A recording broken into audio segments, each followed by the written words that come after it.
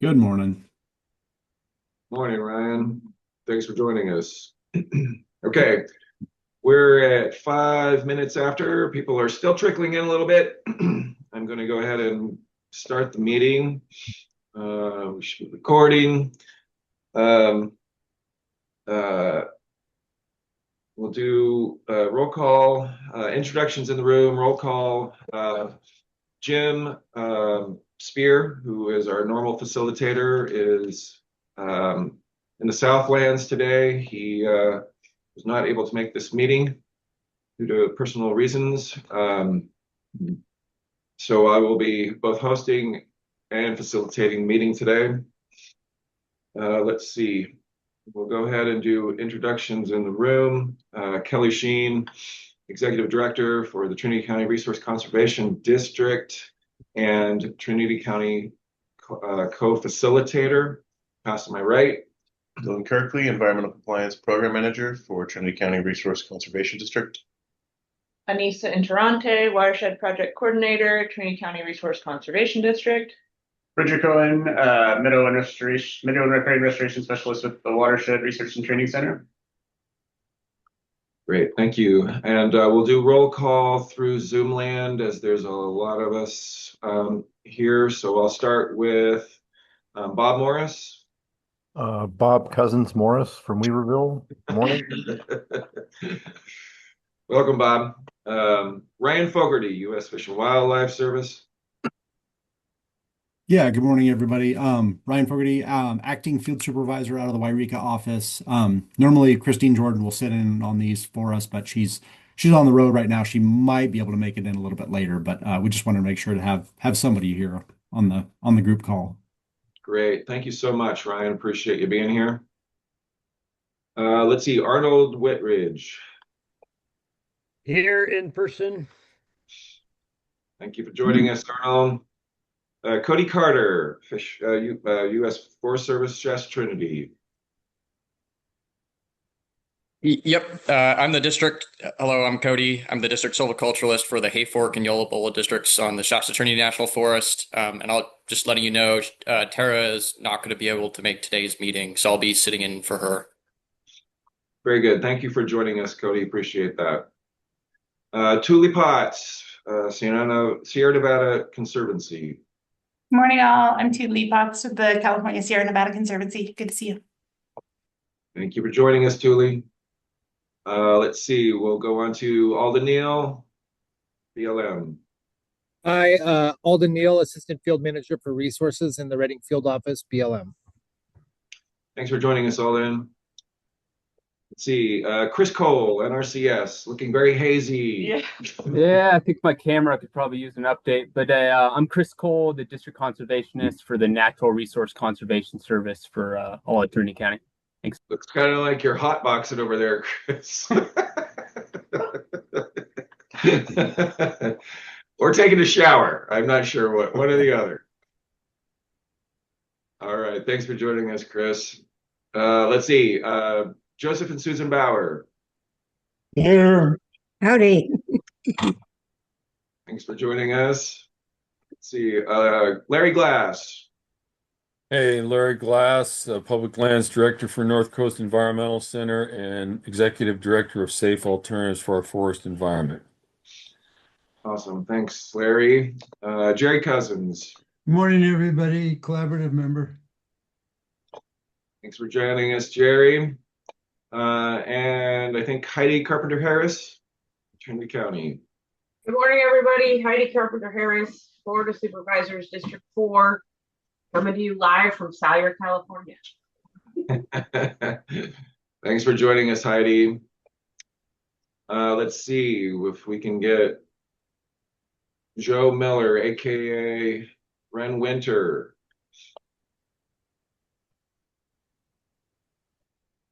Are you there, Ren?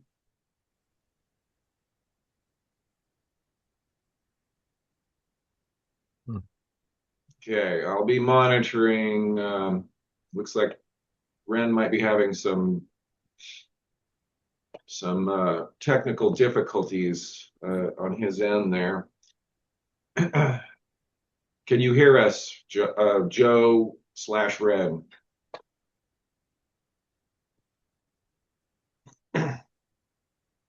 Okay. I think there's technical difficulties. I'll be monitoring the incoming folks. Did we have proxies today?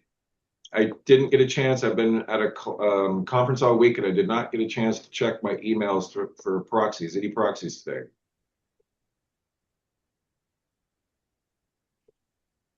Okay, hearing none. Be moving on. Agenda check. Any time sensitive items or changes or additions to the agenda? Very good. Moving on.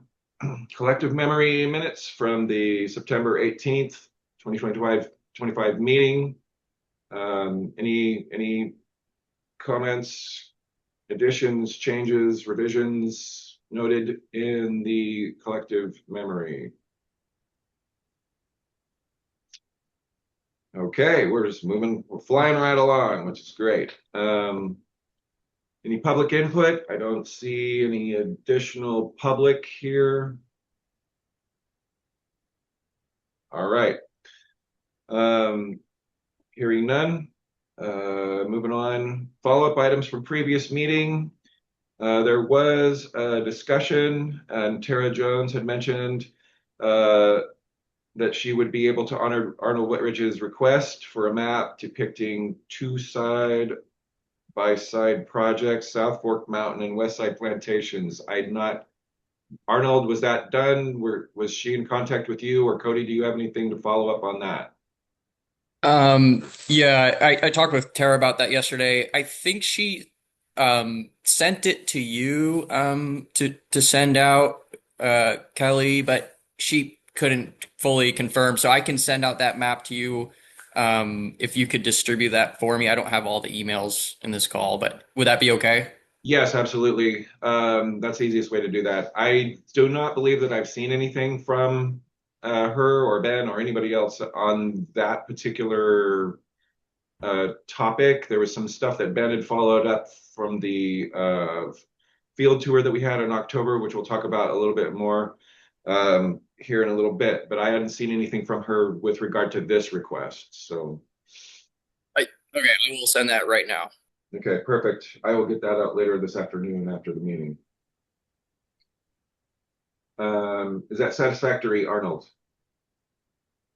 Yeah, I haven't heard anything except someone told me that the South Fork, the Six Rivers project might be getting changed, and so I assumed that could have stalled the process, but I don't know if it's changed on the ground or just the prescription for some units. Anyway, I'll look forward to seeing what Cody has provided. That's actually where the U.S. Fish and Wildlife person is today, is up here on South Fork Mountain visiting with the Forest Service. So. And Kelly, in the minutes, it said that you were going to send out, after last meeting, a report from Christine Jordan. And I don't remember seeing that. I will have to follow up on that. I have a vague recollection of receiving something from her prior to that meeting, and I think Yeah. I did not follow up on that. I'm sorry. So while you're doing emails, would you check that one too? Yep, I can do that. See, it's two separate emails, so I frequently get those from Christine at my RCD email, but not the other one. So I'll make sure to follow up on that. Thank you for reminding me about that, Jerry. So, you can't do that. You can't do that. Okay, very good. All right, then we'll move on to our October 17th field tour report. Who would like to lead us off on this report out? Bob, Jerry, Arnold.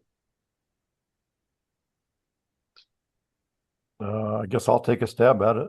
hearing nobody else, we started out at the Bowerman Ridge shaded fuel break, and I can't speak for everybody, but I was very impressed with it. It looked really good. The entire thing was machine masticated, which costs $1,000 an acre, but boy, it looked great. There was 6 to 12 inches of mulch everywhere on the ground to slow down a brush response from the sunlight that's coming in now. 300 feet either side of the roadway, 40 to 50% canopy closure remaining. The trees that were left were not all dinged up and tops broken out of them, cat faced. It looked pretty impressive. Uh, at some point later in the trip, Tara said, if you like how this looks, you'll like Big Ranch. So that was kind of encouraging to me, although all of Big Ranch will not be masticated like that. It'll most likely, most of it's going to be burned, hand piled and stuff like that for the debris. But anyway, it looked great. And then we went to Rainier Road, I guess. Anybody correct me? That's the next stop, I guess. Where We went to looked Hayward at, Flat, Bob. what's that? Hayward Flat, I think, was our second Oh, that's stop. right, Hayward Flat Campground. The mechanical falling operation was finished. The hand falling of problem trees still needed to be done. So there were still some blue lined trees standing. A lot of cleanup work is going to happen through the winter before the campground opens in the spring. And I think most people's reaction was that it looked better than we expected it would. And that's my reaction as well, although all the falling had not been completed and cleanup certainly had not been completed. Then Rainier Road, it's an emergency response, approximately 1,200 acres, I think. Once again, somebody correct me if I'm off base. Federal funding has to be spent within a year to continue what was being done as contingency lines during the peak fire, which was masticating along. It's the Rainier Long Canyon Road loop and roadside fuels reduction. And there are 2 timber sales within the 1,200 acres as well, totaling about 450 acres, I think it was. And they've already been sold, one to Trinity River and one to SPI. And a few of us, there was a field trip for local community members on Long Canyon that I was on day before yesterday. I guess that was Wednesday, and Tara was there, and Chad Hamilton from Shasta Lake was there, and Tim Ritchie, Fire from Weaverville, was there, and a couple other people I didn't know from Shasta Lake. But the few community members who showed up asked intelligent questions. They're very concerned and want to be engaged, and that was kind of encouraging. I think it surprised Tara, the level of engagement and fervor she felt from the participants, but a lot of ground was covered there. I was there at the request of a local partially, but because I had a lot of questions unanswered, and most of them were answered there. Some were not. A couple of bottom line things are the log, not the cleanup and hand piling and burning stuff, but the logging portion has to be finished by February 1st because of limited operating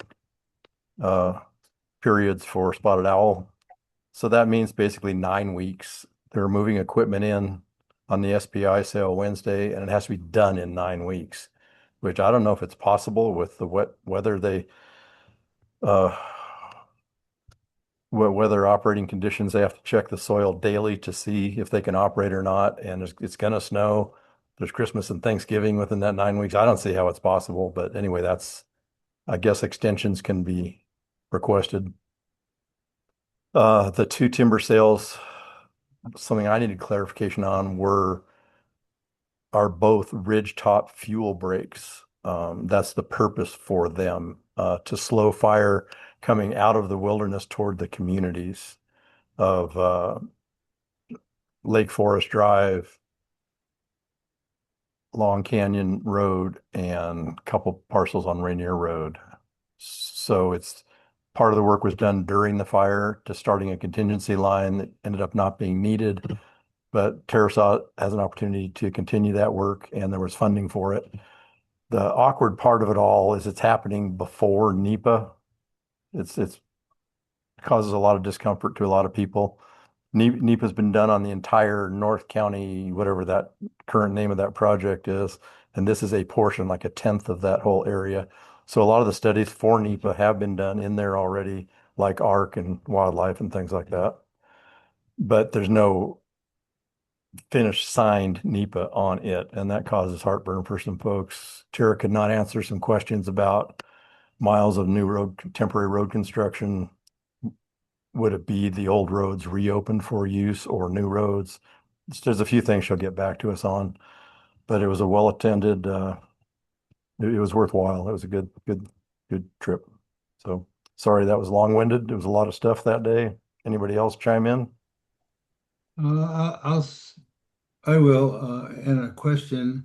I think we're supposed to go back to look at the campground when it's all done, just to really get a real look at it. And that will determine, I think, how they move forward on the other campgrounds that are listed to be cleaned up.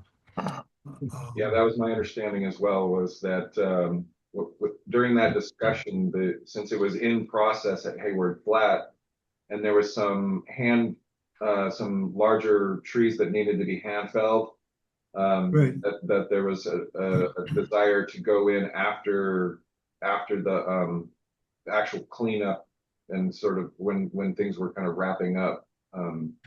Is that, I know Cody, you weren't really, I don't remember you being on that particular field tour, but did you discuss that with Tara? I'm not sure. Tara did say that she wants to go back out to Hayward, and take another look when it's complete, and they're pretty close to finishing up here. So Tara did want to identify like an opportunity to get back out there and look at a finished product, and hopefully by that time all that slash will be cleaned up as well. And then I have a question for Cody on the Rainier Road project, the sales. 9 weeks does seem a pretty small amount of time. What is the likelihood of getting an extension? Is that just kind of a pro forma process, or is it really considered? Right, you know, we're still acknowledging that the soils are wet and being appropriate where of when we're operating, and acknowledging all that. It is a short turnaround. There is a world where it's I would say an extension's probably very likely, but I would say that most of that work would be completed. So at least it started before the next fire season. So there's still a lot of uh, a strategic amount of work that would be done this season, if that makes sense. So I also see there is a world where it gets finished, but I also see that it's going to be jam packed, and you'd have to be pretty lucky. Yeah, There. I think the concern is, yeah, work will start, but and logs will be moved out, but then suddenly the cleanup is what's left, and that'll sit there unless there's an extension or the weather is just wonderful. Um, yeah, you're right, Jerry.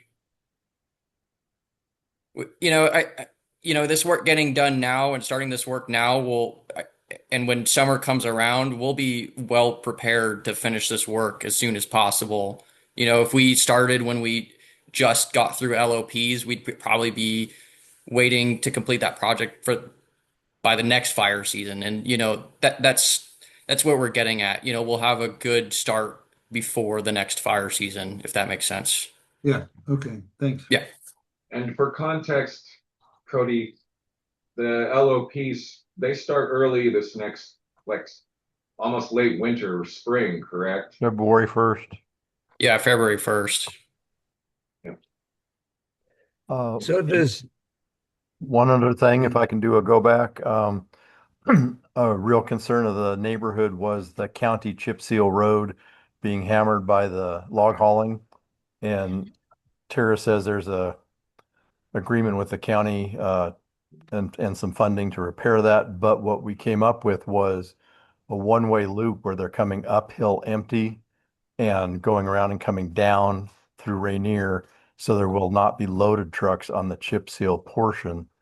That being said, that then hammers the unsurfaced red dirt Rainier Road in the wintertime. I can't imagine how that's going to play out logistically, but time will tell. I And honestly, Rainier Road will be rocked and bladed when it's done, so it'll be upgraded from before how it is before they started. During is the part I can't picture, but we'll see. that's certainly a good idea, Bob. With two different operators there and overlapping areas, it might be challenging. I'll bring it up, but I think there's some other technical challenges with that as well. So, but that's a good idea, though. Okay, Arnold, you have Could I ask who needs to authorize an extension, which I gather means working in the LOP? Does Fish and Wildlife Service need to approve that? Does the Forest Service have the discretion? How does that work? Typically, we'd have to do surveys and have, and prove that there were no detections and stuff before we would do lift LOPs. That's usually standard protocol for us. Well, there's two known owl cores right within the project, so. Yeah, I would assume if there was an active core and we knew the owl's there and there was an owl detection, we wouldn't be able to lift LOPs. Right. Larry, you have your hand up. Yeah, I'm getting confused. I thought when you guys were talking about getting an extension, you meant to continue it on to the next operating season. You're talking about trying to lift LOPs? So I thought we were referring to the contract term date. So we have a contract term date of February 1st before the the the LOPs. And some of I thought the question was, would we extend it potentially to summer? And I guess I was referring to that with my comments, which, it would probably be likely that we would if wet weather keeps continuing up just to prevent any resource damage. Um, but there would be conversations about uh, lifting LOPs, yes, and where there were no detections. I'm just going to jump in again. I thought the extension was for expenditure of funds too, that you have the that have to be used up. So the drop dead date is a year from the date of declaration of emergency, which was October something, 10th or something like that. The logging portion has to be done. The deadline for it is the LOP starting February 1st, is my understanding. And then extending that. So Larry's question has to do is, does extending it mean they can still work Right. when the LOP is done, but before the October deadline? Or do they work into the LOP into February, March?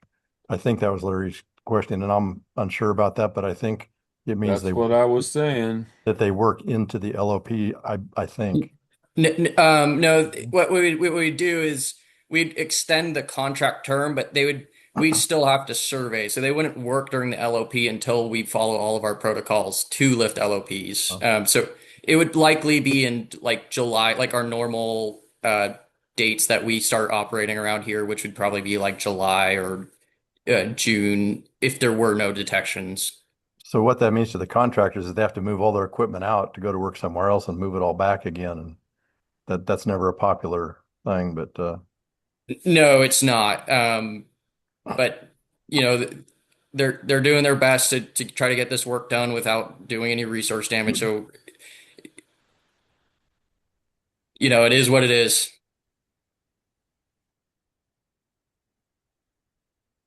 Okay. Anything else on this discussion regarding the October 17th field tour? All right, well, thank you all for that report out from both sides there. Thank you very much. We were going to go into an agenda item that's a little bit unusual for this group, but is part of a deliverable for a couple of projects that were concurrently being done for Upper Trinity. Some funding that the Watershed Center had through the BOR's Water Smart program, and California Department of Conservation funding that we have received for doing concurrent work in the Upper Trinity. And so I'm going to let our guests, Bridget Cohen, Anissa Interante, and Dylan Kirkley, talk a little bit more about this Upper Trinity River Restoration Assessment and Management Plan. Yeah.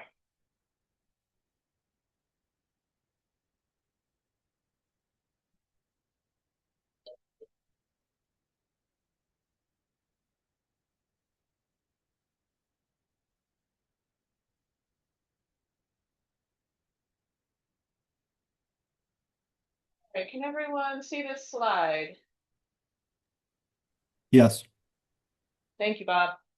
All right, well, thank you everyone for letting us talk about this plan. I'm going to try to make it as interesting and engaging as possible. I will not make you read the 300+ page document, but if you're interested in it, I'm happy to direct you where to go for it.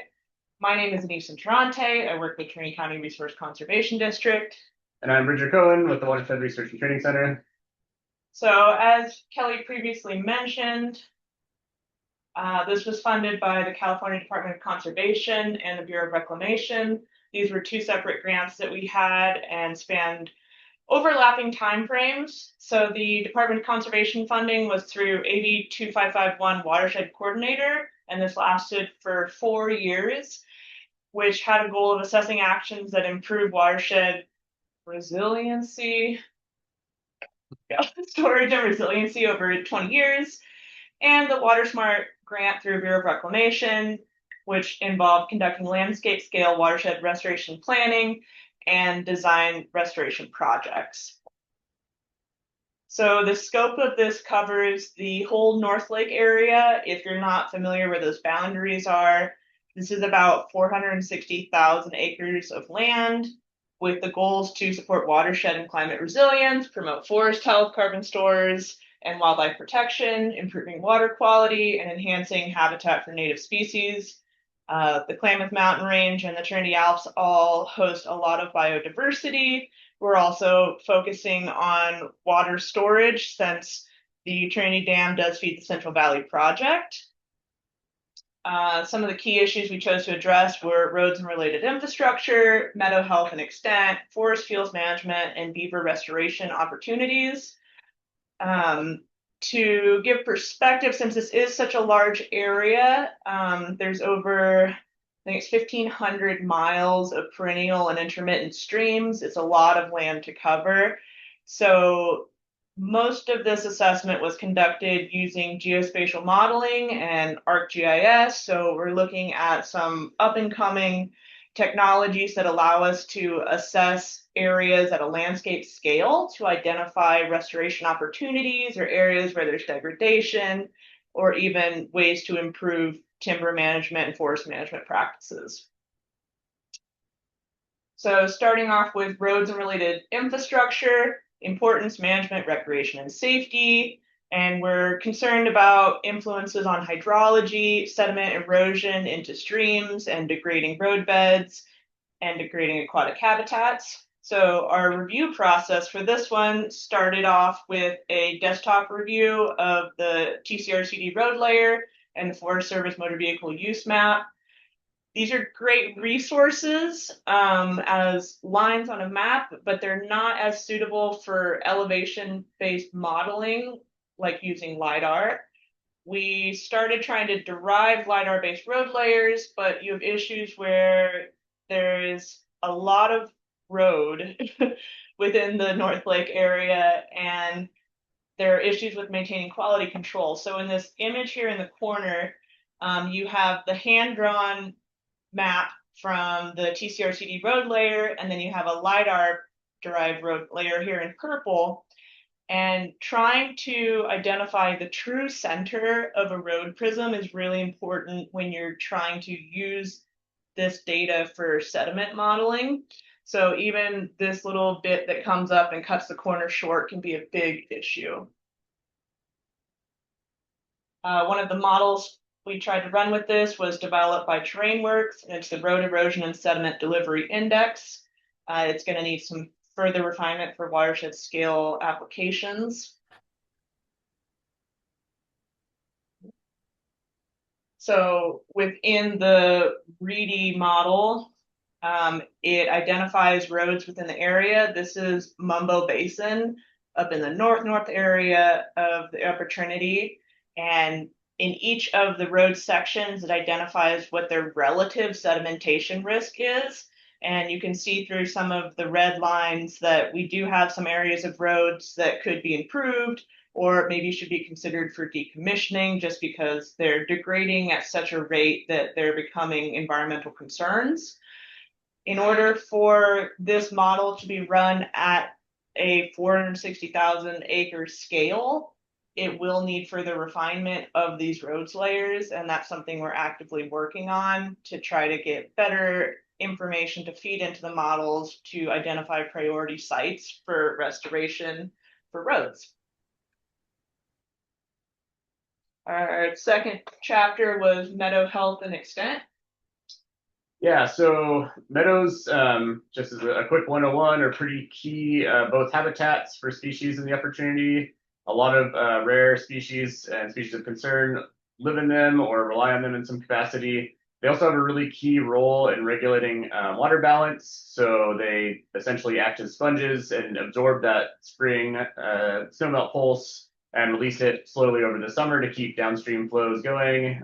They also take a little bit of pressure, at scale at least, off of Trinity Lake in terms of absorbing, those big pulses of snowmelt and storm events, while keeping that lake level up a little bit during the summer. So the more that we can identify these, assess these, and then hopefully restore ones that we find to have damage, the better those ecosystem services are going to be provided.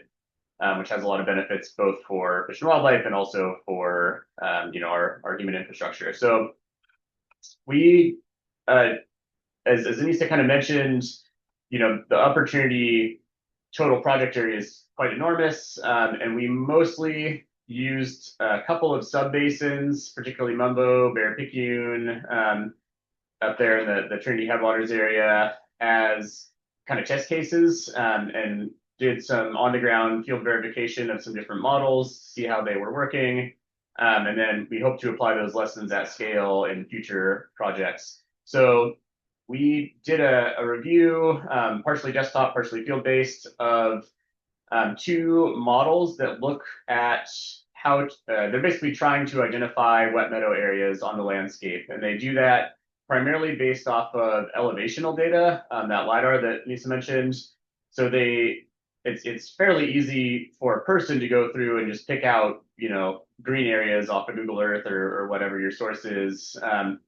And the areas that we were interested in are mostly spots that appear to have meadow characteristics, but are currently heavily encroached by conifers, especially lodgepole pine. And so you can't really identify them very easily from aerial imagery. Sometimes when you're out on the landscape, it becomes apparent, but for remote sensing, it's pretty hard. And the LiDAR offers an opportunity to see essentially where those restorable areas of meadow might be on the landscape, which you can't pick out otherwise. So we assessed the Lost Meadow model that was developed by the Pacific Southwest Research Station of the Forest Service, and originally was trained for use in the Sierras, but has been revamped a little bit to be used in the Klamath Mountain region. That's an ongoing process, but we had access to sort of a early release model.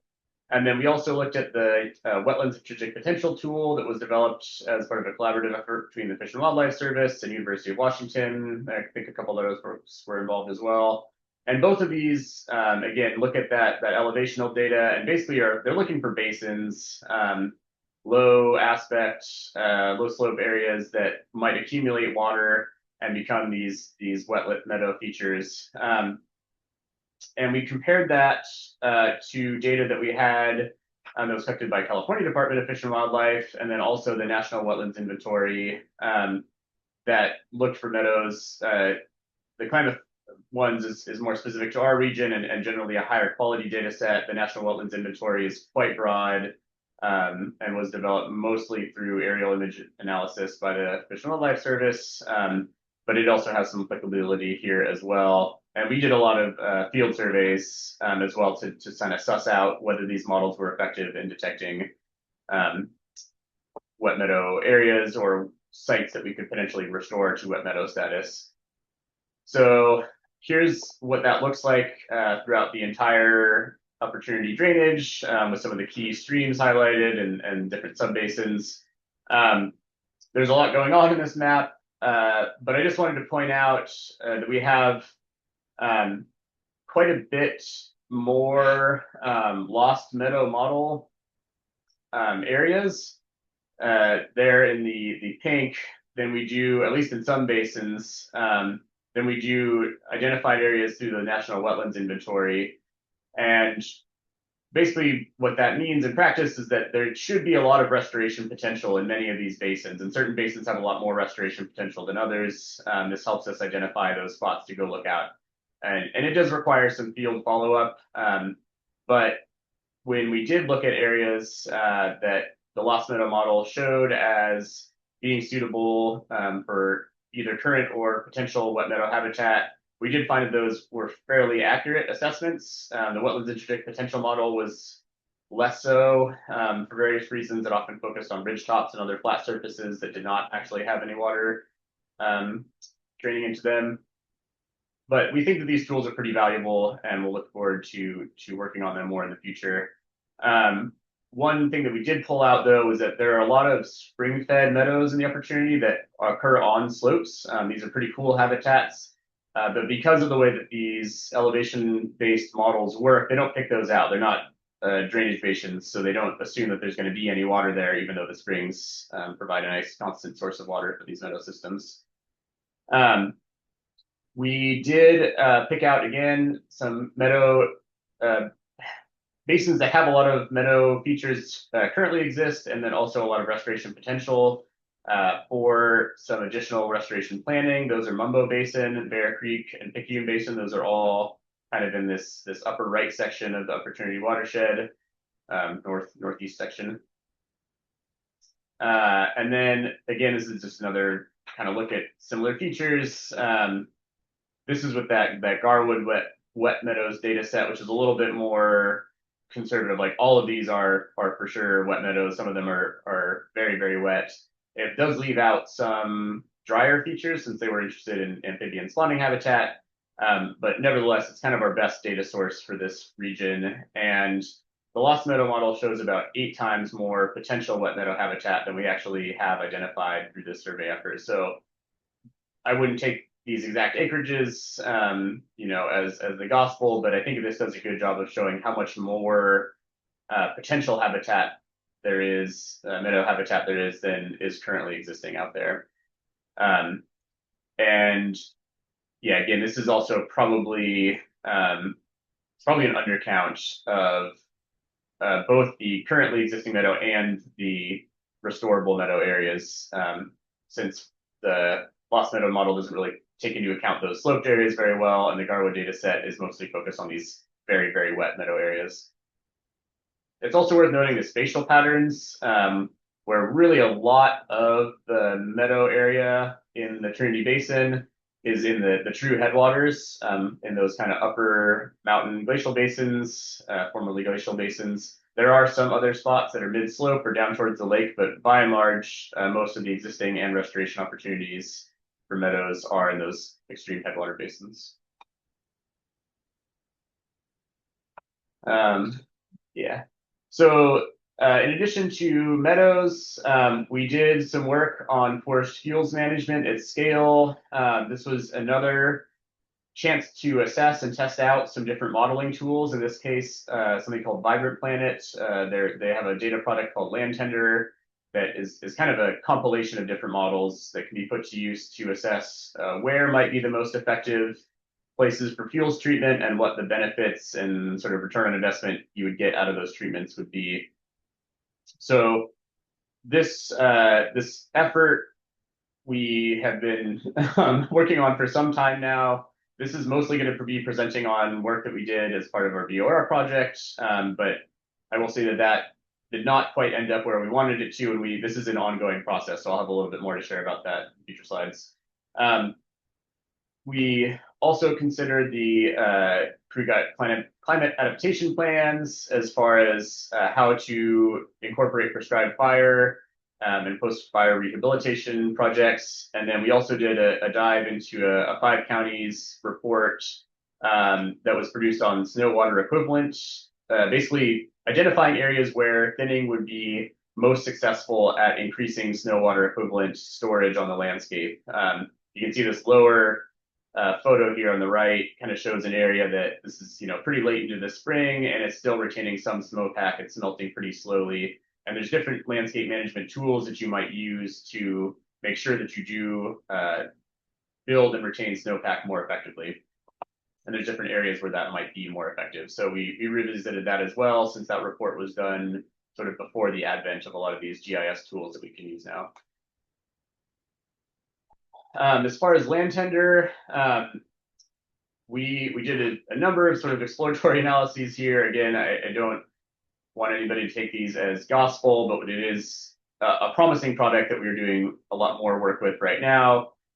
Land tender works by, you basically define a distinct management area, DEMA, that you want it to look at, and it has a bunch of data baked into the model about like basal area, span density, things like that. And then you can feed it additional information as well. It considers things like any sort of strategic management areas, structures and other resources that are on the landscape.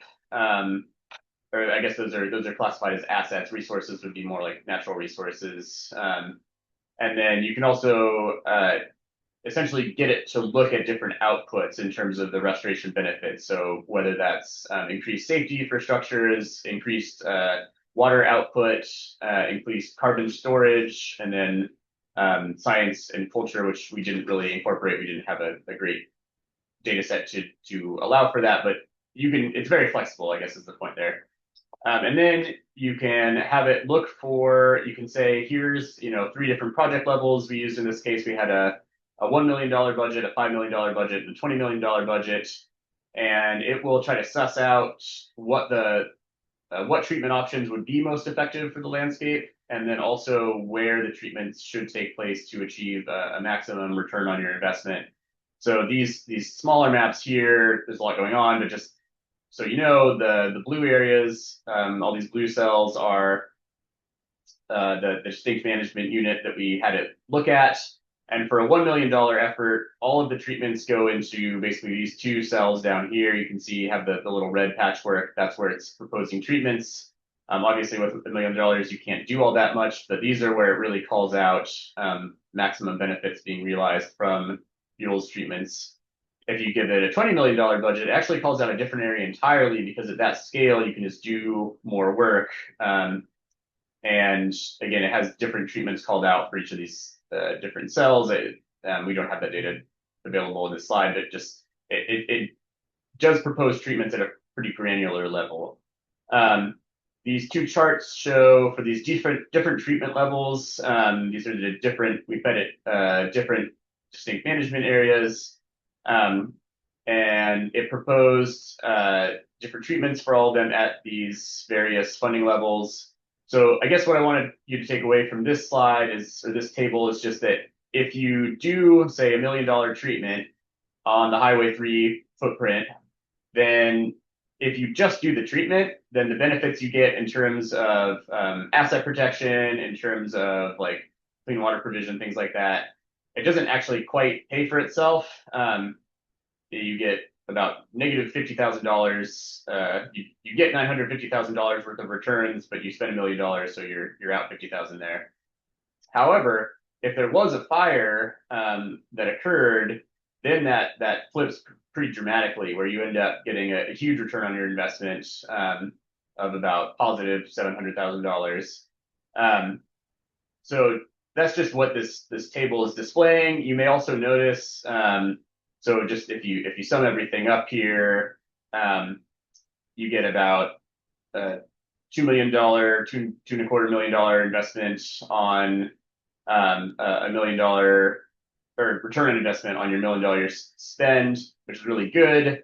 That's because this $1 million treatment is only treating the very highest priority areas. As that scales up, obviously you do get more benefit, but your sort of ratio of return on investment is somewhat lower because you're treating less and less priority areas as you spend more and more money. So there's just a lot of different ways you can look at this. But I wanted to give you some examples of the outputs this produces.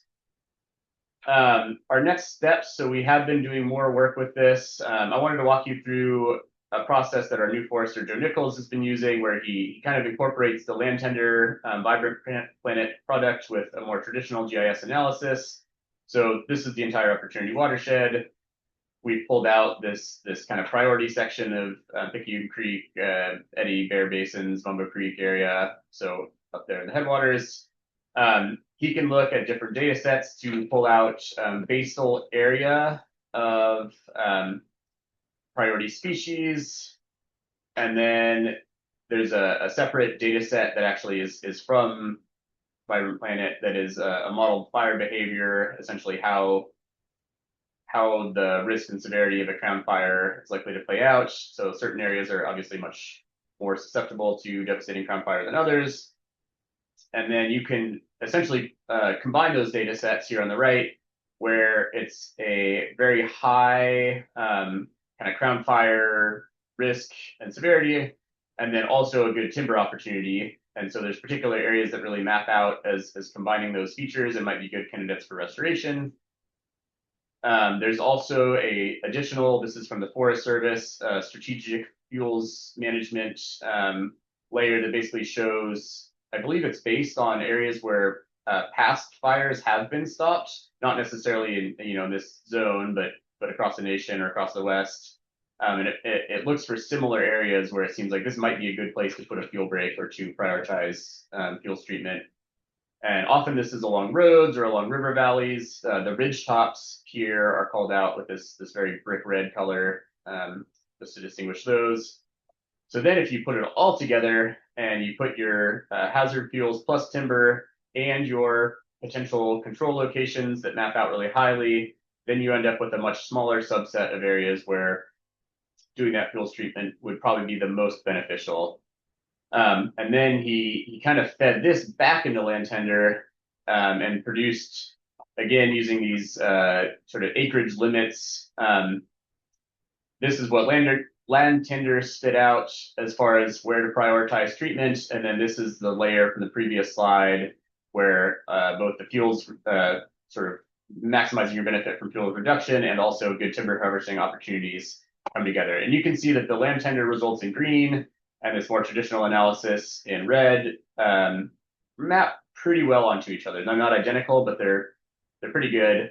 The slide on the right is just showing how this might interface with a meadows restoration set of projects, where you can see the Land Tender results from the previous slide there, and then meadow areas that we have mapped out. And often they correspond to each other. So if you wanted to do some encroachment work to pull conifers out of meadows and restore the hydrology, that could actually map really well onto these fuels reduction priority projects. So a lot of exciting potential here. We're still working on this, but I just wanted to bring it to your attention. All right, and now beaver restoration opportunities. And I know that sometimes beavers are not a favorable topic, especially when they overlap with private land, but they actually host a lot of environmental benefits, and they're actually considered environmental engineers for how many different benefits they offer. One of the key focuses on this assessment was increasing biodiversity and maintaining water on the landscape. So the review process for beaver restoration includes the review of the Beaver Restoration Assessment Tool. This was developed by Utah State University. That's this map here on the right with all of the rainbow colors on it. And then the net map restoration tool developed by TerrainWorks, which also identifies beaver restoration potential, including the Lost Meadow model that Bridger previously introduced. I also looked at the historical beaver distribution across the county from 1828 to 2023 to assess areas where there might have been beaver presence. And due to environmental factors or human factors, they're no longer present on the landscape. So it would be that far-fetched to believe that we could do either man-made beaver dam analogs or even potentially introduce beavers back onto the landscape. There is honestly not a lot of risk to infrastructure in this area, but we'll go into that a little bit more and kind of how the models assess that risk. There were site verifications of certain areas, and because many of these areas are very remote and high alpine, there were other data sets pulled into that, including some of the Forest Service beaver habitat surveys and using that Klamath Mountains Lentic Wetlands Inventory, which is that CDFW data set that assesses amphibian habitat. And then the consideration of doing man-made beaver dam analogs or beaver translocations. So within the assessment, there was a restoration potential matrix that was made. It kind of looks like this for each of the 19 sub-watersheds. You don't need to know exactly what all these colors mean, but just know that this resource is in there for different management priorities. And there is a color coding table that tells you what each one of these colors means within each of the stream level assessments within that sub-watershed. This provides a multifaceted tool that land management and restoration practitioners can use in order to identify areas for future restoration.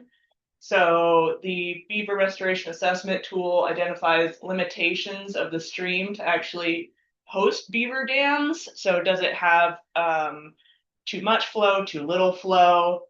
What the potential to do restoration, is there enough vegetation around, is the slope too high to even support some type of dam building activity, and feasibility. This also incorporates, like, is it strategic or long-term? Is it something that we're going to have to work on for a long time to actually reap benefits from? And then some of the supporting information from it. I don't need you to read this entire table, but this is the 19 sub-watersheds and the number of miles of stream that had high dam building capacity. So there are lots of areas that can potentially support dam building activities, and here are some of the stars. So we've got North Fork Coffee Creek, which almost 50% of the sub-watershed has capacity for dams. East Fork Trinity River, Stewart Fork, Bragdon Gulch, if you're not familiar, that's on the east side of the lake, and Mumbo Creek and Tangle Blue. In addition to that restoration potential, we also have the restoration priority matrix. So that's the other half of this colored chart. And that goes into what percentage of the sub-watershed, where does it rank in relative distance to the entire Upper Trinity watershed. So Picayune, as Bridger had mentioned earlier, is a really good restoration site and has a lot of potential. I also analyzed some of the ownership and the challenges that could come with that. Thinking of blue as our most favorable option. Blue within the ownership identifies Forest Service public land. Green goes into wilderness, and then it goes down to state of California, municipal, and then orange being our private timberland, which can sometimes be the most challenging landowners to get to agree to cutting down trees and putting them in streams. And then relative risk. This incorporates distance from infrastructure, or if there's land that's identified as urban or agriculture. So we're trying to prevent those human beaver conflicts. This site was also identified within the model for high translocation potential, and that's normally indicative of high vegetation that could support beaver populations. So not only do they cut down trees and then put them in the stream, but they also consume certain species like willow, so that you need specific species on that landscape to even support the population or they're going to move to a different area. So if we want to reap the benefits of their life history, it's important to give them enough food on the landscape, and then they have less potential to cross over into, say, private timberland and start affecting their stock. Here are some of the issues that we're seeing in like Picayune Creek, where you have high flowing water and it's starting to erode the stream bank. This is not what we necessarily want in some of these lower grade systems. So we're trying to slow it down and let it seep into the surrounding soil and recharge the groundwater. So we don't have issues like this out on Hopewell Creek, where you have a stream here. This is identified as a perennial stream, but it is completely dry in the summer. So we're just trying to keep water on the landscape by slowing it down and letting it sink into the water table. Within the assessment, there is also 5 maps that are included with every sub-watershed. This is to reduce that barrier of those that have access to geospatial modeling or even ArcGIS, and provide resources that you can very quickly reference if you just want to know, hey, what's the fire history in this sub-watershed? So I just want to show you real quick kind of how these can be utilized with an example of North Fork Coffee Creek. So we're all fairly aware of the river complex and the high severity fire that ran through that area. So looking at this first map real quick, these were the outputs from the Beaver Restoration Assessment tool. Green and blue are high dam building capacity. So there's the right stream gradient, there's the right flow of water, there's low risk to infrastructure. Like these are all really good spots right here. And as I started working through that restoration potential and priority matrix, I tried to identify at a stream level kind of what these other factors are. So the yellow and red is probably just high slope gradients. Like it's just way too steep to put a beaver dam on, but I'm really interested in this area right here.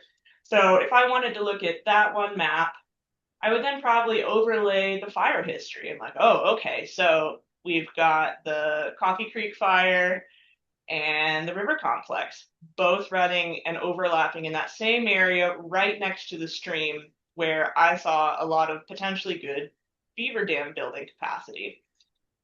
Now looking at the land cover classes, oh yeah, there is a loss of vegetation. This is mostly shrub scrub and just herbaceous. This area has been burned pretty hot and pretty bad, which means within the first 5 years after a fire are kind of our prime window to catch all of the sedimentation as it comes down seasonally. So if we were able to put a series of different dams within this stretch of river, we could potentially grade that back into the system and prevent further sedimentation downstream. Additionally, there is an aerial view of the roads layer, again, confirming this is a pretty bare area, but also looking at, okay, we've got Coffee Creek Road. There are a couple roads over here. I think they include the trails as well, but there's not a lot of infrastructure that could potentially be damaged if one of these dams up here blows out. So always acknowledging what the risk factors could be in the case that one of these fails, which is always a potential risk. And then who would I have to talk to? How would I work on doing this? What might be my mode of action to actually complete a project? Looking at the ownership layer, I know this is Forest Service and it's wilderness, which changes if we have to do crosscuts to cut logs, or if we can use chainsaws, or if people have to hike in. What is the accessibility and what is limiting how we put process-based restoration on the ground? In culmination, after that entire assessment, we identified some future restoration opportunities for beaver restoration. Some sites that showed a lot of promise were Mumbo Creek, Stewart Fork, East Fork Trinity River, Picayune, and Hopewell Creek. This is kind of what I'm talking about with beaver dam analogs. So there are many different ways to do this. It's kind of an emerging science and art at the same time. Some previous techniques that people would use is post pounding, where you use a pneumatic post pounder and press these logs into the water and then weave willow in between them. It's not necessarily the best technique at this stage. Honestly, it changes year to year as people learn more about how we can work like a beaver. There are lots of schools of thought now of just like dropping trees and then filling them with brush and maybe a little bit sediment to try to get this water pooling effect and slowing it down so it saturates the water table. You want to talk about the meadow restoration plans? Sure. So yeah, in addition to these beaver dam analogs, the other, and it's a complementary part of restoration, is you would typically see in a degraded meadow, you have it's drier than it normally would be, and so you have a lot of conifers that have moved into that space. And what you would typically do is just remove those using hand thinning, chainsaws if you can, or hand saws if you can't, and then use that slash material that you pull out of the meadow to form these beaver dam analog structures, or other process-based tools. So what I've outlined in this map here is basically these hashed areas are spots where the thinning would probably be most beneficial in terms of restoring meadow habitat, and also they're close to incised channels where you'd want to build those structures. And then the other part of meadow restoration, at least in non-wilderness areas, is that there's often road-related issues where you have a lot of undersized culverts or just ditches that have blown out or things like that. And those points of concentrated flow can lead to just excessive scour and other processes that will degrade the meadow. So basically, if you've ever seen like a big shotgun culvert or something like that, there's a big scour pool right below it, and that scour pool can often continue down into an incised channel, and that will basically ditch your meadow and start to drain it and allow those conifers to come in. So often road work, I think, will be a really important complement to the more traditional meadow restoration techniques. Doesn't necessarily involve decommissioning the road. Sometimes you just need to upsize the culverts or install some sort of splash feature below there with large rock that's going to absorb that energy. There's lots of different things you can do.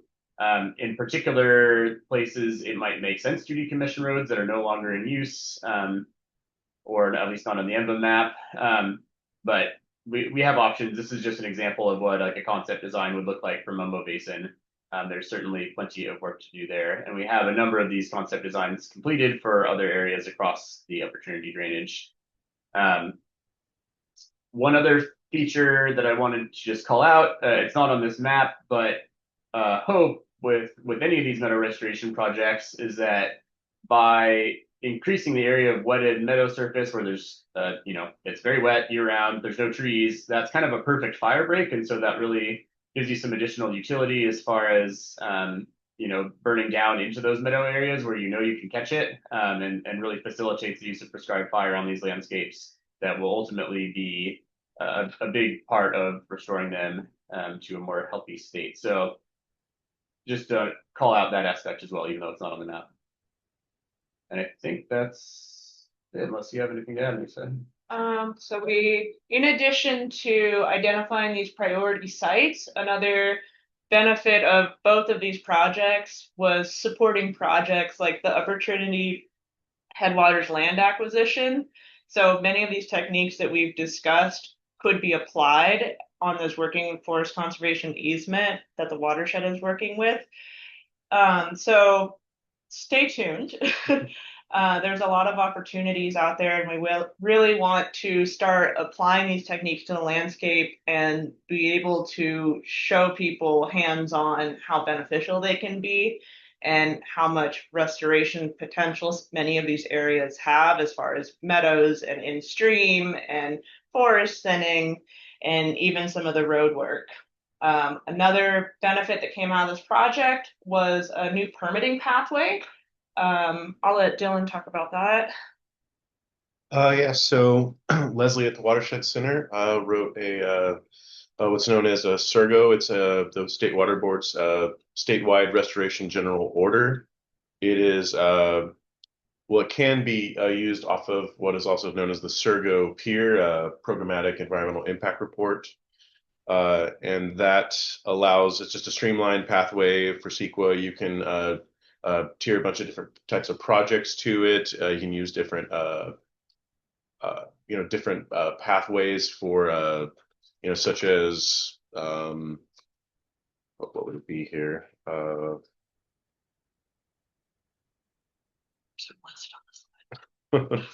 I cannot read that, sorry. There are, shoot, I'm a little lost here. So you can use this for SQL options under the SURGO. You can utilize all the standard categorical exemptions, such as the small habitat restoration projects, minor alterations of land, replacement or reconstruction or new construction. So it can be used to replace a lot of these culverts, so a lot of that road work. You can also utilize statutory exemptions that are in place, such as what's known as the SERP, which is managed by CDFW. So that's requires a consultation with CDFW. Also, emergency projects fall under this. And then with the Surgo Peer, you can simply just utilize the Surgo Peer. You can do some analysis and then file a notice of determination, or you can utilize an addendum to the peer, depending on your level of potential, maybe part of your project falls outside of what the peer covers, or maybe it doesn't cover that particular part of the landscape. Beyond that, it basically the Surgo is just a way to do large scale landscape restoration projects that aren't coverable by what currently exists, or was the more previous, which is a small habitat restoration project exemption, which is limited to 5 acres and somewhat flexible on the 500 linear feet within that. So this is a pretty powerful tool to permit these large scale projects. Awesome. And that is all we have. I'm going to give this back to Kelly, and if there are any questions, we're happy to answer them.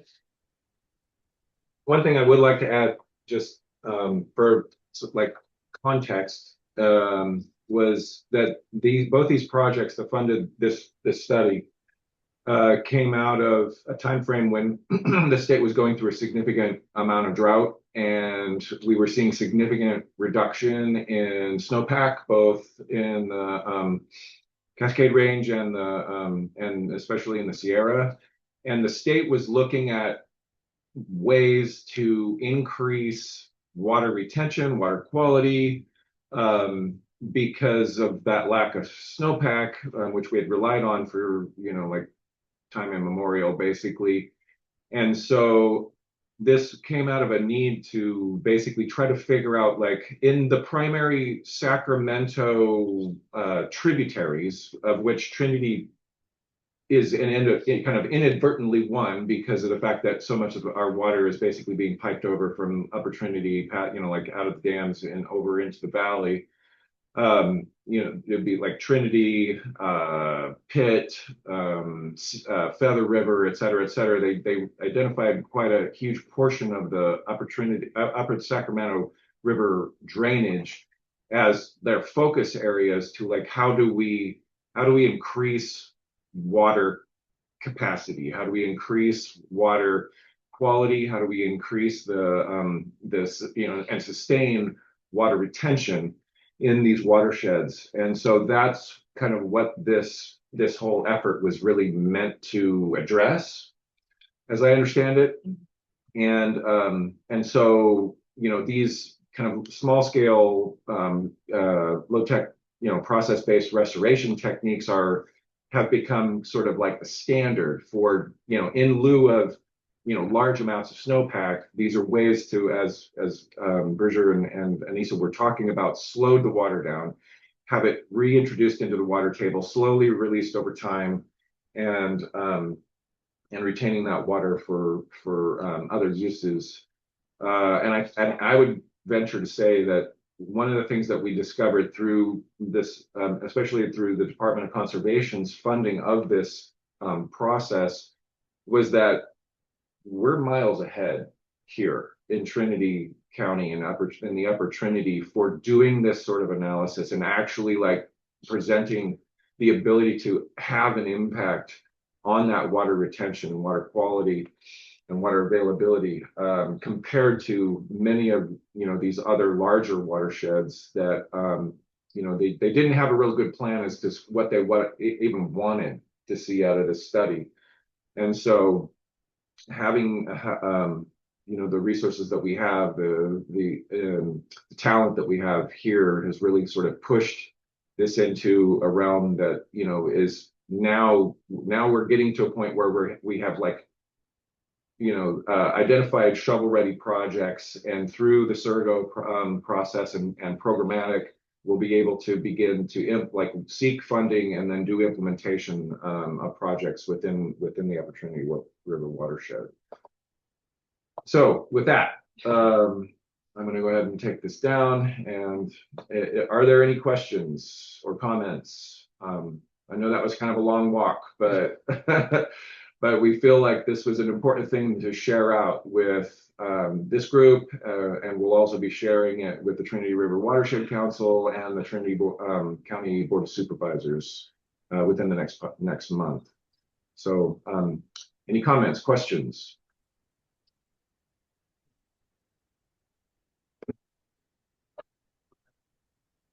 So, Very good. yeah, I have one. So incredible amount of work, very detailed, I appreciate it. I would like to suggest that it would have been easier if you would have forwarded that prior to the presentation so we could look at it, play around with the maps, and just kind of get a conceptual thing. And then at least I would be a lot smarter to be able to ask questions. Understood. I'm happy to send it out to the group afterwards if they want it. Okay, we can definitely get this out to the group. Like I said, there's going to be a couple more. There's going to be a couple more of these presentations coming up within that next month. So if you're interested, I can also send those dates and times, those particular presentations out, so that if there are things that come up and you're interested in pursuing this a little bit more, you can get more questions more directly answered. That'd be great. Or Jerry, you're always welcome to come by Bridger Mine's offices and we can talk with you more about it. Okay, thank you. Thanks, Jerry. Thule. Hey, thanks. It's great to see this work progressing and pretty cool to have this kind of like base level work done. Have you guys done any ground truthing of say like the Vibrant Planet and Esri like modeling as far as like does the model really indicate like what's on the ground, thinking about like the forest health treatments or the fuel break treatments or potential for meadow restorations? And like if you have like what kind of correlation are you guys finding between the modeling and actual on the ground like conditions? So for the meadow side of things, we did do a reasonably substantial amount of on the ground truthing, and we found that that lost meadow model did pull out places that both were currently meadows and also seemed like places that probably were meadows but have just been overgrown. We have probably 5 or 6 projects in the Opportunity that we've like fully identified, have concept plans for, and from using that Lost Meadows model and some of the other tools, like it's pretty actually apparent, even just based on LiDAR, if you're looking at things visually, like, oh, there's a linear in size feature going through what otherwise is very flat. And it's fairly easy to call out places that could use work. It's not hard to find projects in the Opportunity for this stuff. So that we have done a little bit of field verification on. The fuel side of things is less field verified at this point, but certainly that is a priority moving forward. And as I mentioned, we didn't quite get it to the level we would have liked with the DOR report, but are continuing to work on that. And starting in the spring, when you can access these areas again, we will be doing a lot of ground truthing of those model outputs. And then on the road side, one of the challenges we found with the READY model was the diverse geology of the Upper Trinity watershed makes it really difficult to estimate the sedimentation rates. So some of the future work on the roads assessment is a lot of ground truthing to accurately describe the soil substrates to feed into the model and allow it to identify areas that could erode more quickly. with the beaver restoration opportunities, there were a handful that were ground truthed, and those assessments are more a first glance at the area and should always be ground truth before just applying anything. In some of the areas that I looked at, they already had heavy wood loading. So from a purely LiDAR based analysis, yes, the stream can support it, and nature's already doing its job. So it's not really something that we would want to go in and mess around with or try to add to potentially if it's already being supplemented with that. Um, but that was really the biggest takeaway from doing the site analyses for the beaver stuff. Otherwise, the stream widths and the stream capacity and the slopes were all pretty accurate. And there might be some more verification for vegetation communities surrounding the areas if you were to do a translocation.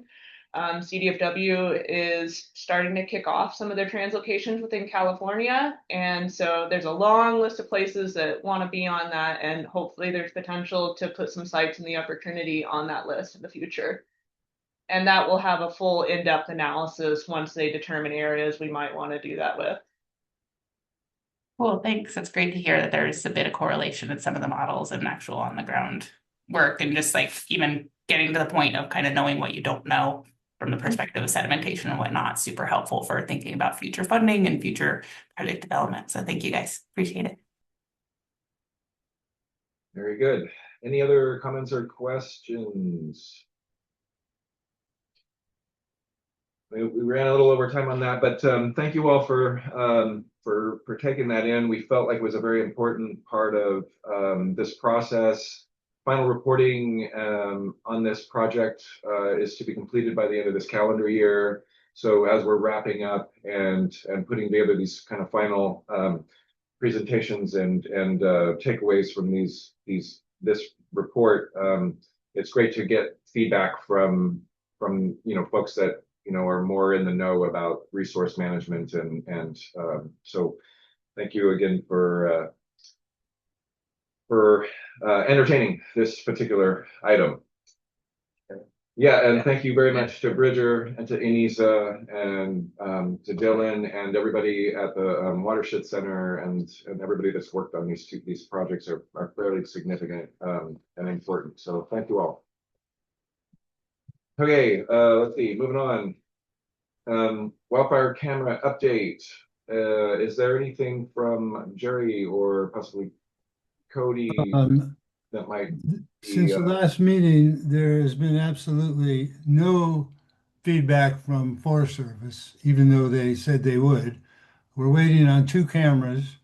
The Bonanza King one, we were told that they were writing a letter to the file, that Ben was supposed to do that. I'm not sure what the benefit of that is, but it's something. And I think it's now a special use permit. It's not CE. And then on Ironside, apparently the ARC people are still reviewing that, and I'm not sure where that is in process. Cody, do you have any update? Yeah, you're right, Jerry. Ben would be the one that would be more tied in with that.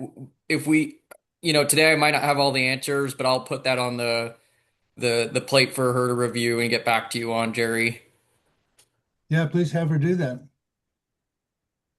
If we might remember to extend a little bit of grace to our U.S. Forest Service partners and our other federal agencies, as they have been shut down for quite a long time. So it might take them a minute to pick things back up and deliver on the promises that they made, and I'm sure they will. Well, these guys weren't laid off, so they've still been in place. So, but look forward to some feedback. Okay. Anything else on cameras? Thank you, Jerry. Thank you, Cody. All right, we will move on to Minersville boat ramp update. I presume that must be you, Cody. Yeah, I'm probably gonna have the same comment on that one, but the update that I have is that we received plans back, which had like recommendations and adjustments for the, like, I guess the technical specs for it. That's the only update I have. As far as any nuance or timelines, I'm not familiar with it. And I can have that also on the plate to follow up on. From last week's rec committee meeting, the one thing that I do recall coming from that meeting that was reported out was that the 60% design was completed, as Cody was mentioning. But the concern that the Department of Boating and Waterways is now having is that the design looks like it will overrun the particular funding and budget for if they were to continue with implementation on that. So there was a potential needed revision to those plans, as I understand it.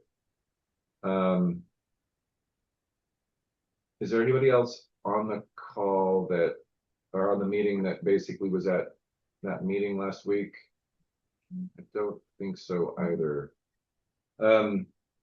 So that was about what I recall of that report out, which obviously was troubling, given that this has been a long time coming, and now that they're kind of at that point, having to do a significant revised design is probably going to be somewhat problematic and delay that project somewhat more. Okay, any other comments or questions on Minersville boat ramp? All right, moving on. BLM updates. Alden, what do you have for us? Welcome back, by the way. Yeah, it's good to be back. I was getting a little bored at my house. So it's good to get back out in the field and do some work. But yeah, kind of the big news for administration and staffing is Jennifer Mott has been tapped again for another detail. This time she's going to be the Associate District Manager for the the California Desert District Office. And in that time, Laura Broadhead will be acting as field manager. And then also, unfortunately, we are losing our NEPA planner, Chad Endicott. He is leaving the Bureau of Land Management. So we will be trying to get some work done before he leaves at the beginning of the new year. And that's unfortunate because we are still under a hiring freeze. So we're going to continue to try to figure this out. Hopefully having a NEPA planner will maybe pass as a need for the administration. So hopefully we'll be able to get that hired soon. So then I got some recreation notes. All of the Trinity BLM campgrounds are now closed. The Junction City boat launch is open and it's getting a lot of use. The bathroom has been installed, but it's currently closed, and we're working on getting that bathroom open so it can be used. And then you'll also be seeing a kiosk coming, like a BLM kiosk, and then a informational sign for the Upper Connor Creek project, which looks really great too. And yeah, just the campground, before the campground was closed, it was being heavily used, and I don't know if that's a correlation because people really like the new boat launch, or if all the other campgrounds were already closed. But I drove by during the furlough and I was impressed with how many people were there.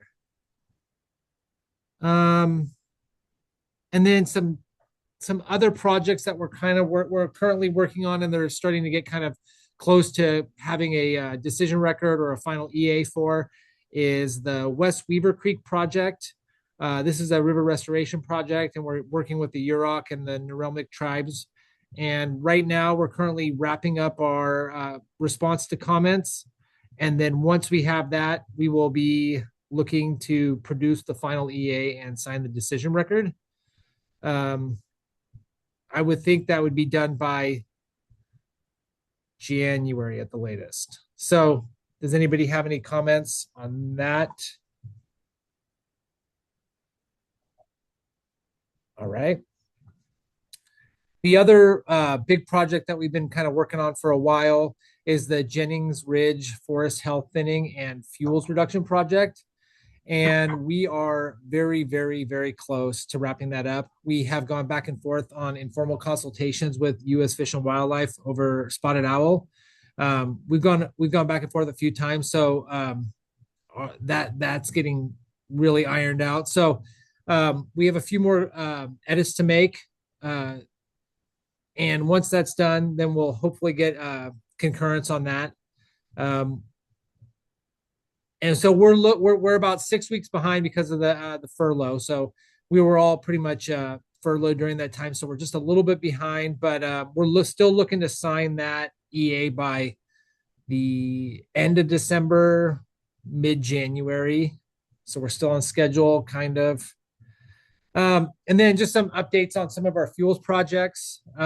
We had in Unit 1 of Reading Indian Creek project, we missed some piles, and these piles identified themselves to us after the Reading fire. So those piles have been burned. It was 10 acres. We weren't able to sell that salvage timber sale, but we were able to get those piles cleaned up, and so it's looking better up there. And then great news, because I know we've been talking about it for years now. It sounds like all 120 acres of Little Browns Creek's piles have been completed, and that means that all piles have been burned in Little Browns Creek, which is like a feat of nature. So it's great. That is good news, Alden. Yeah, we've been talking about that for a while. We had 5 acres of piles in Lewiston from our Lewiston Community Protection Project. Those got burned during the furlough because the fuel staff was still here. And then our plans going into next month, where we're actually going to be working in 3 different counties, burning piles. So that'll be pretty interesting. But the one where we're having the hardest time getting our smoke plans approved is Trinity County.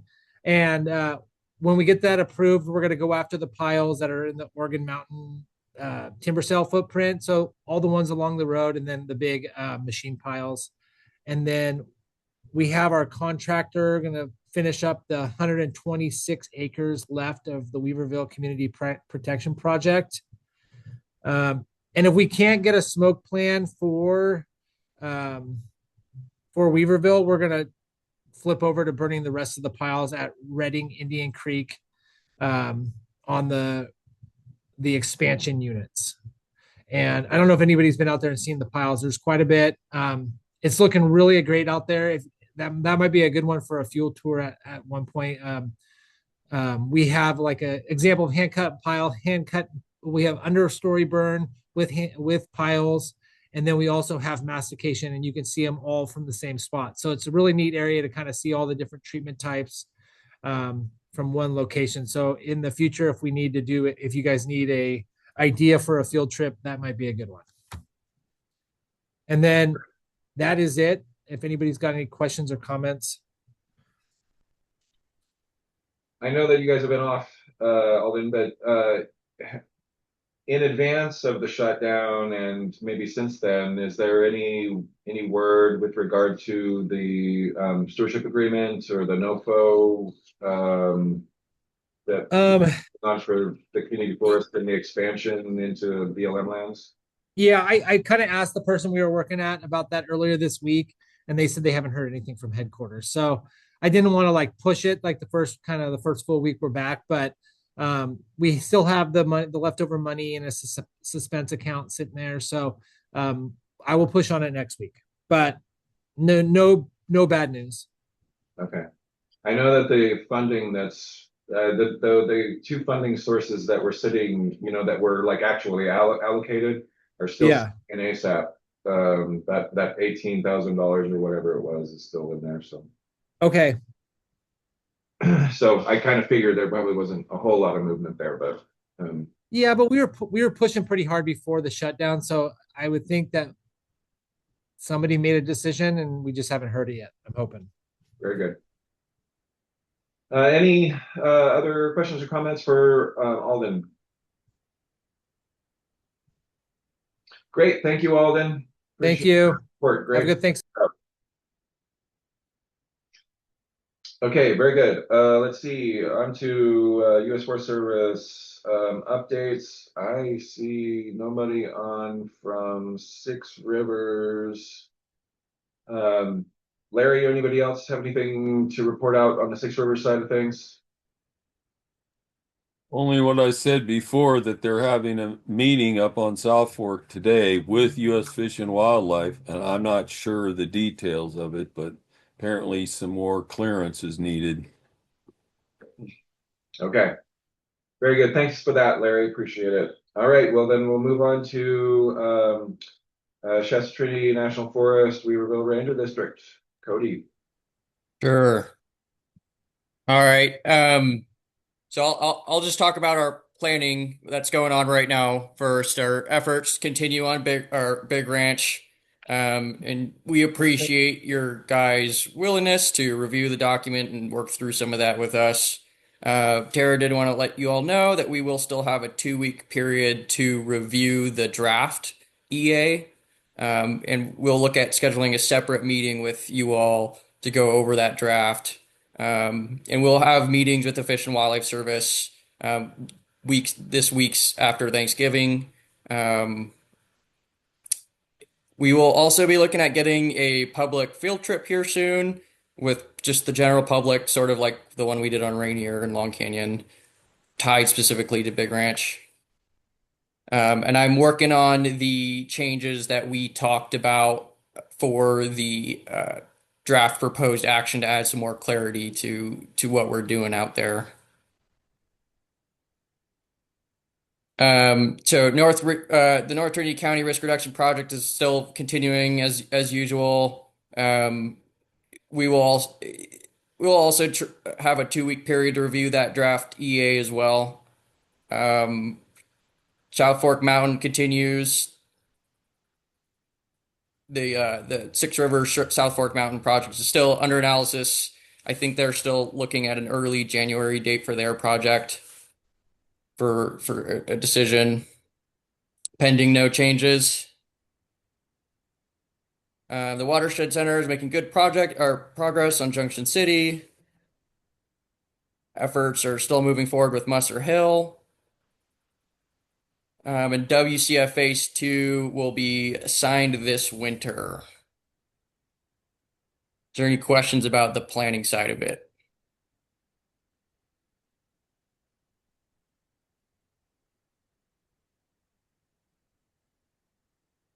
Bob?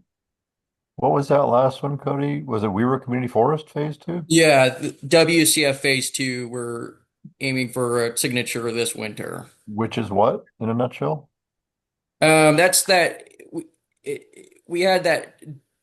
It's just a fuels reduction project that covers like the north side of Weaverville. It's a lot of handwork and prescribed fire.